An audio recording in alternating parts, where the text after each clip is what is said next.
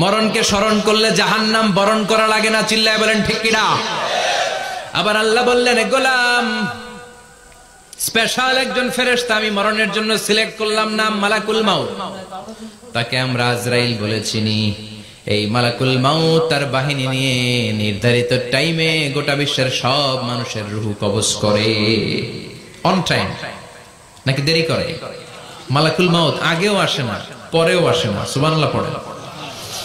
সাইয়েদনা সুলাইমান আলাইহিস সালামের জামানাতে ওনার এক ওয়াজির ছিল, মন্ত্রী। ওই মন্ত্রীকে নিয়ে উনি বৈঠক করতেন।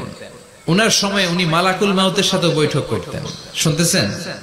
আপনাদের মনোযোগ আছে তো? উনি বৈঠকে বসেছেন, মালাকুল মাউত বসা, ওয়াজিরও বসা। হঠাৎ মালাকুল মাউত ওয়াজিরের দিকে বড় বড় চোখ করে তাকাচ্ছেন। বড় বড় চোখ করে তাকানোতে ওয়াজির ভয় পেয়েছে। হঠাৎ মালাকুল মাউত চলে গেল। ওয়াজির বলে, ও সুলাইমান আলাইহিস সালাম, এই যে লোকটা বড় বড় চোখ করে আমার দিকে তাকালো, এটা কে? সাইয়েদনা সুলাইমান বলে, হাদা মালাকুল মাউত। যে বর্ণনাটা বলছি এটা হাদিস না, এটা হচ্ছে ইসরাইলিয়া, জিউস ট্র্যাডিশন। কোরআন হাদিসের সাথে কোনো দ্বন্দ্ব নাই, তাই বর্ণনা করা যাবে। বিষ্ণু বলেছেন, বাল্লিগু আন্নি ওয়ালাউ আয়া। আবার বলেছেন, ওয়া হাদিসু আন বনি ইসরাঈল ওয়ালা হারাজ।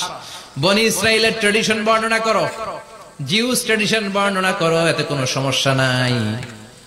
ওয়াজির বলে, ও সাইয়েদনা সুলাইমান, বড় বড় চোখ করে যে তাকালো লোকটাকে? সাইয়েদনা সুলাইমান বলে, হ্যাঁ দা মালাকুল মাউত, এটা মৃত্যুর ফেরেশতা। ওয়াজিরের কলিজায় পানি নাই। এটা কি ফেরেশতা? শুনে তো পিলে চমকে গিয়েছে। কয় কি?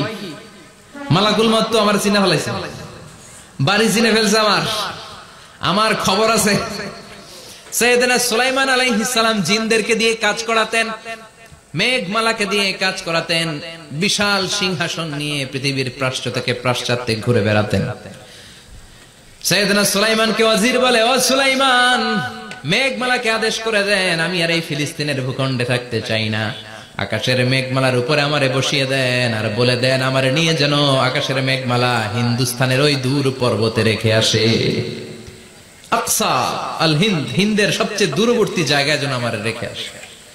সাইয়েদনা সুলাইমান বললেন, আকাশের মেঘ যাও, আমার ওয়াজিরকে নিয়ে হিন্দুস্তানের একটা উপদ্বীপে রেখে আসো। রেখে আসা হলো। কিছুক্ষণ পর মালাকুল মাউত সাইয়েদনা সুলাইমানের কাছে হাজির। সাইয়েদনা সুলাইমান বললেন, ও মালাকুল মাউত, কই ছিলা? কই, একটু আগে হিন্দুস্তান থেকে আপনার ওয়াজিরের রূহ কবজ করে আসছি। সুবহানাল্লাহ পড়েন। এটা আবার কেমন কথা, তুমি ওইখানে গেলা কেন? কয়, রব্বুল আলামিন কিছুক্ষণ আগে আমার কাছে পয়গাম পাঠিয়েছে, যাও সাইয়েদনা সুলাইমানের ওয়াজিরের রূহটা কবজ করো। কবজ করার জায়গা হলো হিন্দুস্তানের উপদ্বীপ। কোন জায়গায়? মালাকুল মাউত এসে দেখে সুলাইমান নবীর সাথে মিটিং করে। ওয়াজির কার সাথে মিটিং করে? সুলাইমান নবীর সাথে। কিন্তু ফরমানে লেখা রূহ কবজ করতে হবে কোথায়? হিন্দুস্তানে। সুবহানাল্লাহ কইবেন না? এজন্য বড় বড় চোখ করে আমি তাকিয়েছি, আর মনে মনে ভাবলাম টাইম তো নাই, কারণ মৃত্যু তো অন টাইমে হতে হয়, এখনই ওর রূহ কবজ করতে হবে। কেমন করে ওইখানে যাবে আমি জানি না, আমি আগে চলে যাব। মালাকুল মাউত চলে গেল, যে দেখে ওই জায়গায় ওয়াজির হাজির। সাথে সাথে রূহ কবজ করে আল্লাহর কাছে চলে গিয়েছে। পড়েন সুবহানাল্লাহ।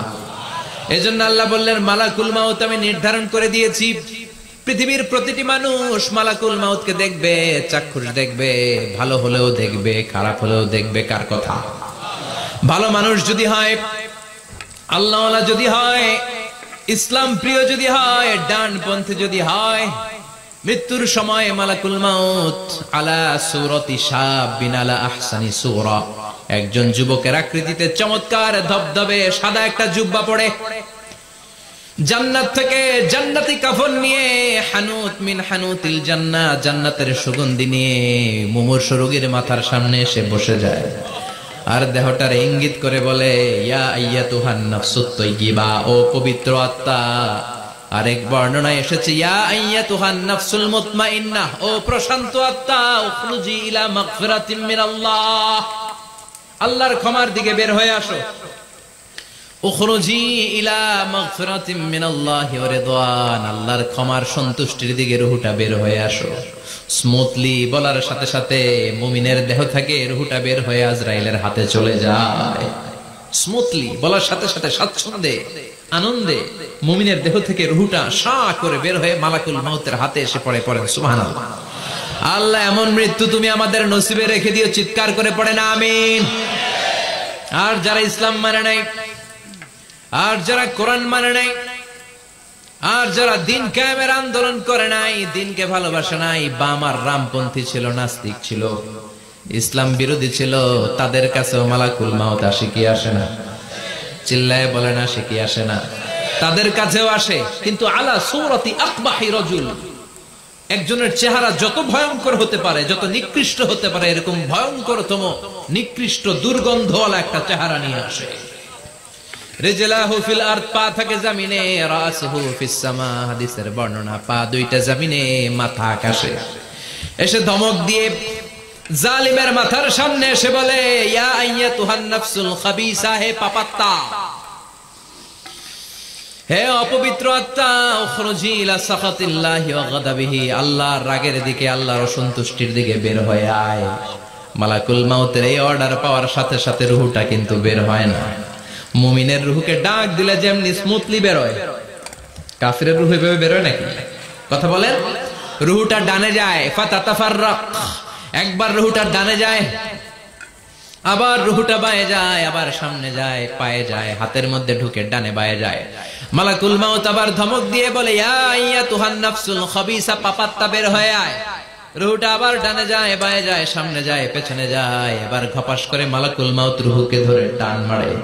সারা দেহটা থেকে প্রাণ রস সিক্ত করতে করতে দেহ থেকে রূহটাকে টেনে হিচড়ে বের করে আনে। আর মুমূর্ষ রোগীটা চিৎকার মারতে থাকে, পড়েন না আউযু বিল্লাহ। একটা